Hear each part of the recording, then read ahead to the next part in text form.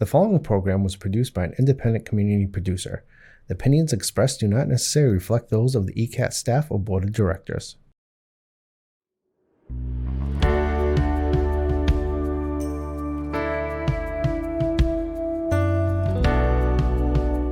Giving a voice to the voiceless, pulling stories out of the shadows and putting them under the spotlight, making sure that each person is valued and cared for. This is Humanity First with Peter Evers, presented by BAMSI. Hi, everybody, and welcome to another edition of Humanity First. My name is Peter Evers. I'm the CEO of BAMSI, and thank you for joining us. Today, we're going to talk a little bit about the history of mental illness and mental health in America.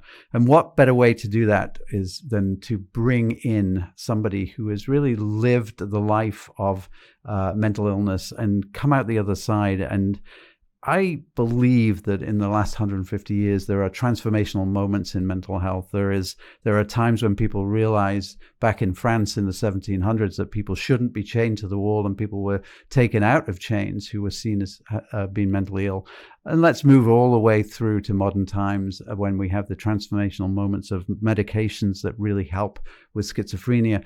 But the latest one really is the role of people with lived experience, the role of people who have been through the journey of mental illness towards wellness and recovery and are able to tell the story of recovery to people who otherwise would have no hope that their journey might end in the same way as a person in recovery in long term. And those peer specialists play a really important role nowadays in the way that we approach mental health, as important, in my opinion, as the psychiatrists and the clinicians who work with those. And those roles are extraordinarily important as well. We're going to be talking to Mark Reedy today, and Mark is somebody who is a wonderful speaker, a wonderful human being, and has found a way to tell the story of his own journey, which is somewhat traumatic, and we'll talk about that, and to integrate that, though, into his process of work, which is working with people to make them understand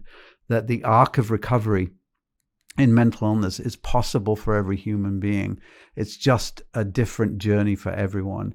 And when somebody can hear echoes of hope in times of despair, it is an incredibly important hand up in that journey towards recovery. We'll be right back with Mark Reedy. Hi, I'm Jamie. I'm an essential worker here at BAMSI, and I'm a nurse.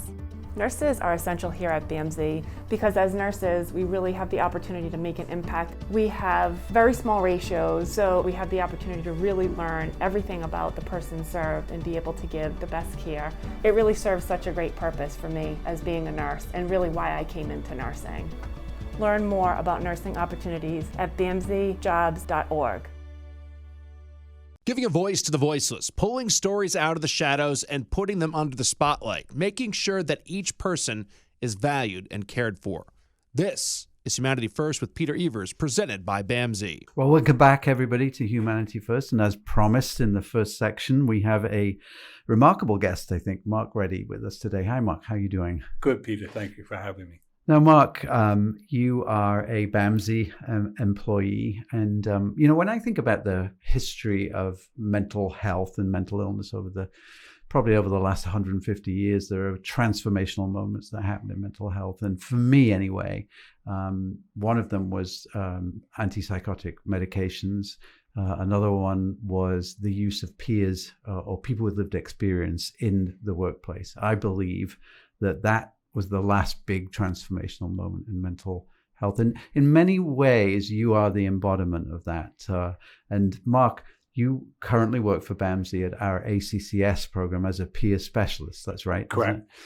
And our ACCS people, just for people who don't know it, is our adult clinical community services program, which serves people in residential homes, but also in the community as well. And many of those people are in the midst of serious mental illness. So Mark, let's talk a little bit about what a peer specialist is, and then I'd love to get into a little bit of your story, because that is the remarkable piece about your journey and how you've been able to use that journey to help others. So tell us a little bit about the role of a peer specialist, because I'm sure there's a lot of people who are listening who have no idea what that means. Well, I look at it as if it's a place of reaching out and meeting with your peer and having something in common with them. There's a common denominator. We all have an illness. Now, whatever your diagnosis is, that's another thing. That might be different.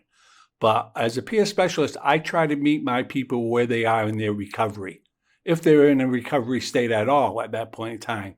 I work with people who live out in the community, and I work with people that are residentials. But as far as a peer, what I try to bring to them through my own experience is acceptance of my illness. I think that's the first part of recovery, is acceptance of your illness. That's such a good point. And when you have that acceptance and when you speak to people, do you find that the fact that you've walked that walk, that you've been on that journey is incredibly important in getting to people in a way that maybe a clinician couldn't? Absolutely. And the other important phase that I think also is realizing you need a team to get you well. I mean, as a peer specialist, I can be part of your team, but you need a psychiatrist. I try to advocate for my people to have therapists. I think that's a great tool in getting to know yourself. And once you get to know yourself, getting well. A big part of that also is honesty with yourself in order to grow and to learn about your illness and to move forward. So yeah, I think honesty is, and my peers and I have a good relationship and an honest relationship. I mean, I can say things to them that no one else, they would be offended if someone else heard it from them. But yeah, if you're honest with the person, and I share my wellness story as well as my illness story, and it seems to work. It seems that I'm able to connect with my people by sharing my story with them, my own illness story. You know, one of the things I think about in terms of mental illness and also recovery from addiction as well is that that the arc of recovery is possible for every human being. It's just that journey is different for people, but there are points along the way which everybody experiences in that, and it is fairly normal, I think, for somebody who is isolated and is struggling with mental illness to think I'm the only one who suffers with this. Also, there's a conventional wisdom out there in society that once you have a mental illness, you're going to be defined by it and you'll have it for life. And that's true in some cases. Yeah. Yet, there are things that people with mental illness can do and do. And I think about people like Winston Churchill, you know, I think about Abraham Lincoln, and you begin to discuss some of the most famous people in history who have done amazing things. Many of those people struggled with depression and other mental illnesses. So how important is it that somebody hears about your journey and where you've come? And I'd love to talk about that in a minute, and where you've come in terms of when you were at your probably lowest ebb. How important it is for people to hear that story of success and recovery? I think it's very important that you bring hope to the table. Yeah. And I can go back and with very vivid memories of not doing well when I was psychotic, hearing voices around the clock. And I also, even at that point in time, told my people, you still can be productive. I would attend the clubhouse, or I would attend the ADT. I wanted the stimulation of being around people. I think that helped me out a great deal. But it's so important that you get the team together, meaning your doctor, your therapist, your peer specialist. It's so important that you have a team to help you, because it's when you get diagnosed at first, it's so overwhelming that you don't know what to do. You just don't know what to do. So if you have a decent team together and you can accept the illness, that's going to be the beginning of your recovery, as far as I'm concerned. Yeah, absolutely. And I think the other question I have for you is, when you are telling your story, how important is the work that you're doing? How important is that a part of your own recovery? Well, believe it or not, I can relate to 99% of the things that my peers tell me. Yeah. That I've probably been through also. Yeah. Major depression, major anxiety, auditory hallucinations, mania, euphoric feelings, visual hallucinations, auditory hallucinations. So when nothing is really shocking to me, it's I heard it, okay, this is what I did about it. You know, this is what worked for me. But I think one of the main things that I think we're a very unhealthy population too. I like to mention that. I think we're a very unhealthy population due to the fact that a lot of my people are taking a great deal of medications. Right. And part of the side effects of a lot of those medications, and I was on them also, is low energy. You're just sedated to the point of where, you have a hard time putting thoughts together. You're just low energy. And people can come across as looking as if they're lazy when actually they're in a state of depression.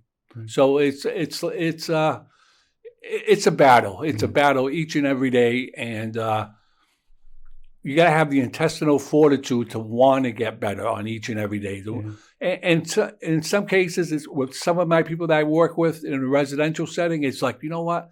You need to shower every day. You need to do your laundry. You need to take care of yourself and build off of that. I try to build the foundation first, Peter. Yeah.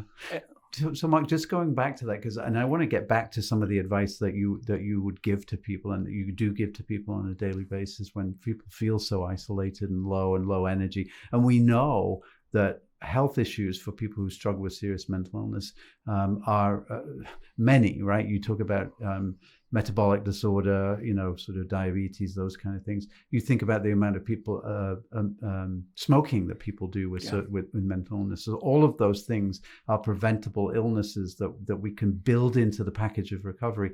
But tell me a little bit about your journey.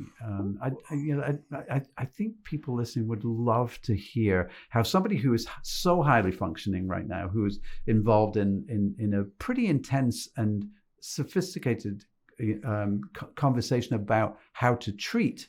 Tell me a little bit about how that journey started. I can go back, being healthy now, I can go back to probably the age of 12 when I started having issues with depression, some anxiety, some mania. But I wasn't diagnosed until I was 21, 22 years. The fortunate thing about that was I had 10 years of working experience out in the field. I was an athlete. I played 3 sports in high school. I had good social skills. But once I got sick, it was like a whole new ball game. It was like, okay, the stigma really hit me, mental illness. My first hospitalization was Taunton State Hospital, which was a pretty scary place back in the 70s. But I went on to always, when I had the opportunity to get back into shape physically, as you mentioned, you were talking about, I would do so. When the medication was decreased, and I was on many mood stabilizers, when they were decreased and I was able to get back into shape, I would. But like you were saying also, there was a time when I was smoking 2 packs of cigarettes a day and over-medicated and not being able to do much. So every opportunity that I had where I was feeling better, I would try to get back into some sort of physical shape. I have a work history, even though I was on a roller coaster with mania, I had a work history of working 2 years as a phys ed assistant. I worked with Down syndrome adults. So that was my baseline. What's your baseline? Where were you when you first get sick? DMH used to contract me out to work with their kids between the ages of 8 and 18 who had psychiatric diagnosis. I was overwhelmed at 21, Peter, with a psychiatric diagnosis. Imagine what an 8-year-old kid is going to feel like. So my journey is between 76 and 86, probably 20 hospitalizations, all different medications. Nothing did work. Even gave consent to try shock treatment. That didn't work. The reason they did the shock treatment, they thought that might help with the auditory hallucinations. That didn't work. So I was going back and forth to the hospital 3 or 4 times a year. And finally, in 1986, the drug clozapine came out, Clozaril. And I was put on that medication. I was taken off maybe, I wouldn't say I'm exaggerating, maybe 8, 9 different other mood stabilizer medications and put on just Clozaril. Now, I realized after about a 2-3 month hospital stay, I wasn't hearing voices any longer. But I was left with a major anxiety and depression. That was taken care of about 2 or 3 months after I got out of the hospital. And what I always did too, and I found that it helped me, and I try to convey this to the people I work with, is whenever I had an opportunity to mainstream myself into society, I did. For instance, when I was put on the clozapine, get out of the hospital, I didn't want to go back to ADT. I didn't want to go back to the clubhouse. I wanted to mainstream myself back into society. So what I did is I went down to the YMCA I spoke to the CEO down there, Gary, who knew me from when I was a member. I said, Gary, can I come down here and do a couple of hours of volunteer work for a Y membership? He said, absolutely, Mark. We'd love to have you back. So that's how I got back, how I mainstreamed myself back in a high-functioning, productive atmosphere like the YMCA, around former athletes who I had played sports with. And that's when that's when my recovery really started. And that was about 1986. And so much to unpack in that. But, I mentioned at the beginning that a transformational moment in mental health was actually first generation antipsychotics. And Clozaril, of course, or clozapine, really was the second wave and a miracle drug for many people. So pharma was a big piece of that. But you being motivated to get into the workplace, and it is so true. I was at the clubhouse the other day, and by the way, everybody, ADT stands for Adult Day Treatment, which is a day treatment people for who struggle with mental illness. But I was at the clubhouse, and of course, the idea is that work is such an important part of human dignity as well, and we encourage people to do that. And I'm sure you message that with people all the time. Right. One of the things I encourage, more so than going out and look for a paying position, is that you do volunteer work, just to get comfortable in that environment, in that atmosphere, being around mainstream society. Whether it's an hour a day or an hour or 2 hours a day, whatever is possible. I encourage that. And then there's less stress on you because you're not earning a paycheck. You're there volunteering. So it's not going to be as stressful on you. Right. And you're going to be, that's one of the ways that I built up my self-esteem again. But it's different for everybody, right? Yes. And medications are different for people as well. So they work like a charm for some people, they don't other people. That's just the way that our human chemistry is. But as we've got a couple of minutes left, but as we think about somebody who has listened to this, who is struggling with hearing voices, struggling with the noonday demons, thinking, not being able to clear from depression, what kind of advice? I mean, you are probably the best person to ask this question, but, you've been through it. What advice would you give to somebody? How do you start to reach out to get help? And how do you help yourself get healthy and in recovery? That's the thing. You need to reach out. You need to have, that's why when I mentioned earlier about putting your team together and trusting your team, you need to do that. Whether it's a peer specialist like me, reaching out to me. I'd rather see more of my people having a therapist, reaching out with the therapist. I have 40 years of therapy and I get to know myself through therapy. Reaching out to your doctor, letting them know how you're feeling. In a lot of cases, it sounds easy enough to do that, but their train of thought or my train of thought at one point in time was I had no thought. It was just a overwhelming, cloudy, depressive feeling. But you need to reach out. You need to talk to somebody to trust, whether it's a best friend. In my case right now, if I have an issue, I talk to my wife. And she's there listening to me. So, but you need to reach out and know that your voice is being heard. And when you do that, I think just getting it off your chest helps you feel better automatically. Automatically it helps you feel better knowing someone else's. And my thing was, group therapy is a healthy thing too. It's a very dynamic thing because if you're part of the group, and I was a part of the group for 7 years. You engage with each other. You help each other out. You stimulate each other. Right. So I'm all for group therapy. I'm all for therapy. Along with hopefully the doctor getting the correct diagnosis and the correct medication in you, and you go from there.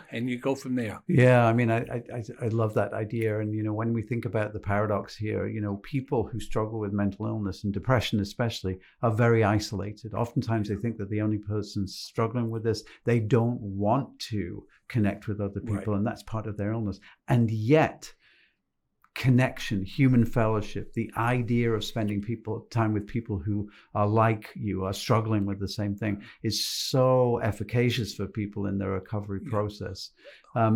As we sort of wrap up here, would you say that the joining of the psychiatry, of the therapy, and the peer specialist movement has brought us to a point in the history of mental illness that we're as good as we've ever been, we're still struggling with stigma, there's no doubt about it. People like you have helped bring this conversation out into the open. but are we as good in terms of treatment and wellness and recovery as we ever have been?